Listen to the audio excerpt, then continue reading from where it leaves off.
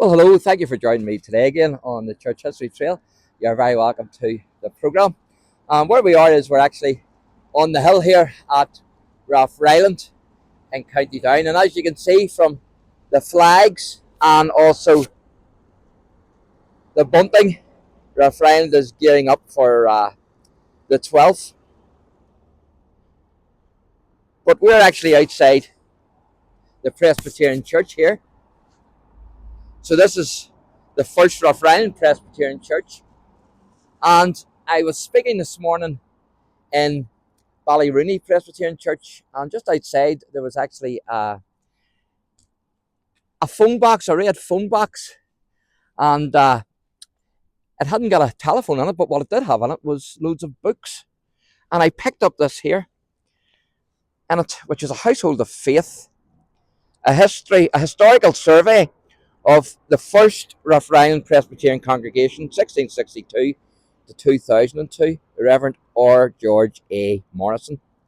And that's a beautiful wee picture there of the church, isn't it? And I'd done a video here before in which I was trying to find a minister's grave, the Reverend Barber, who was caught up with the 1798 rebellion. But unfortunately, I wasn't able to find that grave. But this book has helped me to locate that grave. So that's what I'm going to do now. I'm going to take you in and actually show you the grave of the Reverend Samuel Barber.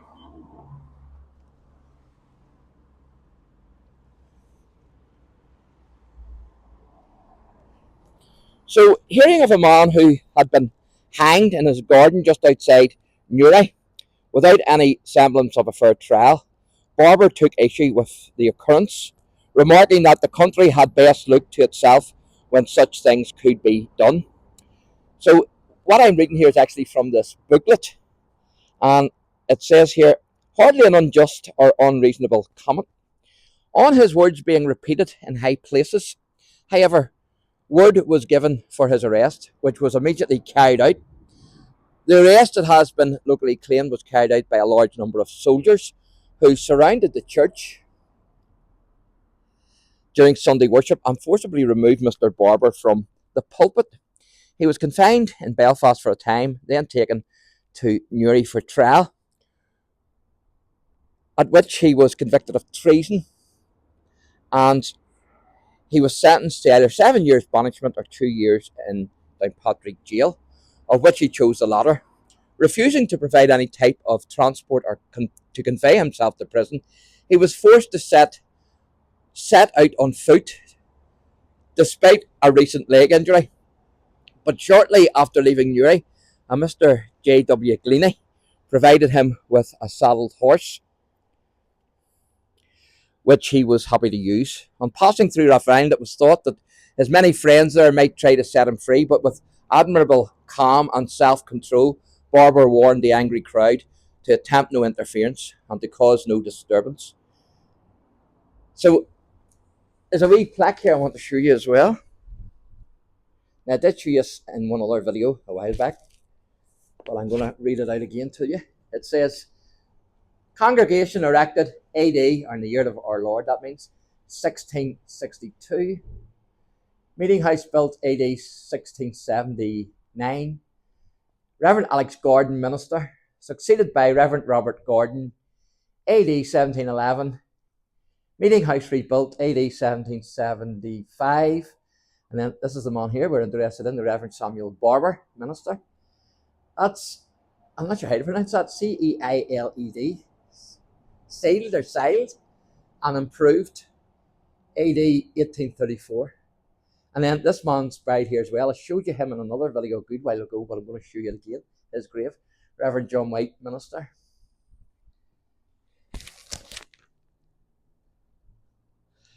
So, eventually he was lodged in the jail at Downpatrick, where he seems to have been given some privileges during his imprisonment, which actually ended before the 2 year period had elapsed. Again, I'm reading from the booklet here, which is fantastic. Voluntarily sharing this ordeal with him was his third daughter, Margaret, then a girl of 16. On being released, some effort was made to obtain a redress for this undoubted miscarriage of justice, but no satisfaction was received. And then it says, in the pulpit, Mr. Barber was both elegant and witty.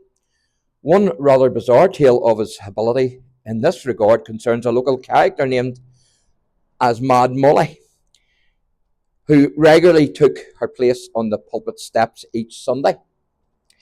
On one occasion, when her minister seemed to be waxing even more eloquent and longer than usual, Molly reached up the steps to the pulpit and, throwing her arms around the neck of the startled preacher, shouted at the top of her voice, "Stop, stop, Mr. Barber, if you go on like this, you'll kill yourself."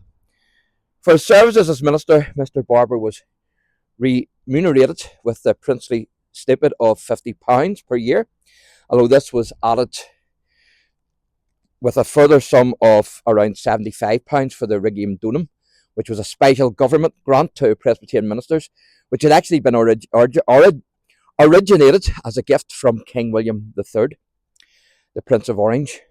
Now, the Rathfriland minister's reputation was not, however, limited to the slopes of the hill, and in the year 1790 he was elected moderator of the Synod of Ulster, which is the highest court of the church at that time. So this is the grave here. It says here that Samuel Barber left his imprint firmly upon the history of Presbyterianism in Rathfriland and further afield, principally remembered perhaps as a minister under whose leadership the church was built, the one we're looking at. And it also says, it would appear that he was also instrumental in having the ground immediately surrounding the church set aside as the congregation's first graveyard, which you're now looking at.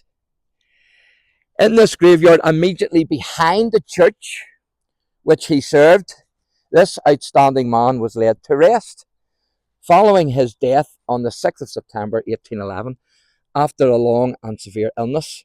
There, within a railed enclosure, his grave can still be seen. On the flat tombstone can be read the following words, which form a fitting and proper summary of the life and work of this eminent minister. So it's not this one,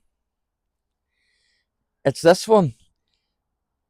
As you can see, there's no railings, but the Reverend Barber's grave has railings and is a flat stone, and it also has plenty of writing on it, unlike that one, which only has a wee taste of writing in a circle. But if you look, you can see that there was a railing here at one time, because there's the holes for it. So the railing obviously went round this here, and in fact you can still see some of the metal that is left off the railings.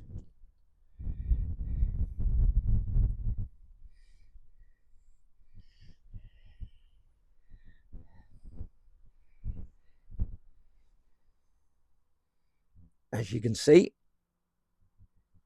So this is the grave here of the Reverend Barber. And as I say, you can't really read it.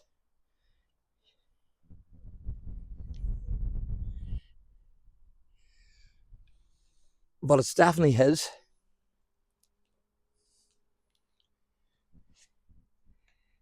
Because some of the names match the description here in the book. For instance, Eliza. And above Eliza is George. And the Reverend Barber is above that. So that's the Reverend Barber there. You can actually see the R. So this is the Reverend Barber's grave. And it says, the congregation of Rathfriland presented this monument to their pastor, the Reverend Samuel Barber AM. And then, as I say, George is mentioned. I'm not going to read all of this, just highlight it. George is mentioned. He died age 3. Eliza, who I mentioned there, age 4.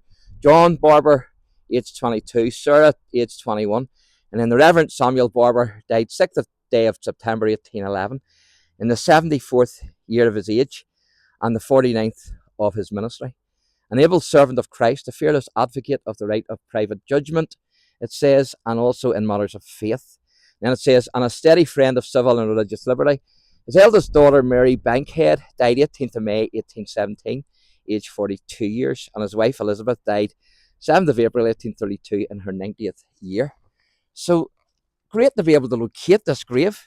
I've been looking for this grave for I don't know how long, and through this booklet here, it gave me a great help in finding it, because this is the only one that's a flat slab that actually had railings. So brilliant. That's the Reverend Samuel Barber's grave, and of course he was the minister of this church. He built this church, and he also was instrumental, it appears, in laying the graveyard as well. And you can see some holly, a holly bush there, growing at the grave. There's a tree stump trying to push up as well. So just a pity there's not a wee plaque or something like this, because I tried to find this twice ages ago and couldn't find it. But through this wee book here, this wee booklet, I've been able to locate it. So I'm going to show you another minister here, and I did cover him a good while ago in another video that I done here, but obviously I didn't know where the Reverend Barber's grave was then. So seeing we're here, I'm going to show you it again. That's the back of the church there. So it is. You see the beautiful countryside here. There's a windmill there up on top of the hill. Or should I say a turbine.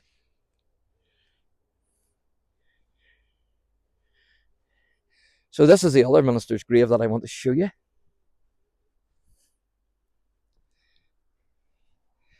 And only for my crutches I wouldn't be able to do this, because I can hardly walk. So this is the other minister's grave. And it says, in memory of the Reverend John White, AM, for 23 years minister of the First Presbyterian Congregation of Rathfriland, who died on the 2nd of April 1836, aged 48 years. His friends have erected this monument. Henry C. White died 1883, maybe that is, I'm not sure. And then it goes on. But that's the Reverend John White's grave. So it is.